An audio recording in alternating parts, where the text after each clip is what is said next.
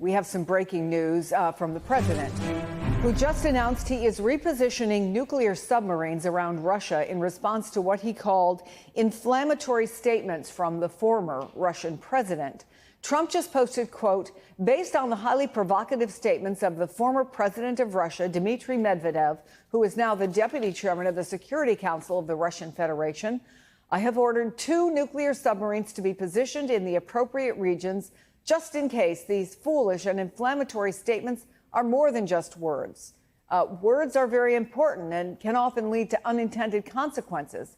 I hope this will not be one of those instances. He's apparently referring to Medvedev's statements recently criticizing Trump's foreign policy and appearing to reference a nuclear strike. I want to bring in retired Army Colonel Jack Jacobs, MSNBC military analyst. Jack, what signal is Trump trying to send here? What do you make of this back and forth? Well, we have to remember what probably generated all this from Medvedev in the first place. I mean, first of all, as an aside, the tendency to shoot from the hip, and has done so many times in the past. This may be one of those times. But what the problem that Russia has at the moment is the crippling results of strictures on their economy as a result of the war in Ukraine and the restrictions the United States and its allies have put on the Russian economy. This makes it extremely difficult for the oligarchs who surround Putin, and that includes Medvedev as well. And so it's not surprising that harsh words are coming from the Kremlin.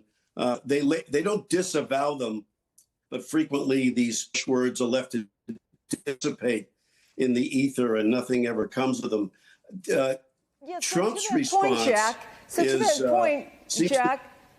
here's my question, because you make such a good point, and the New York Times puts it this way.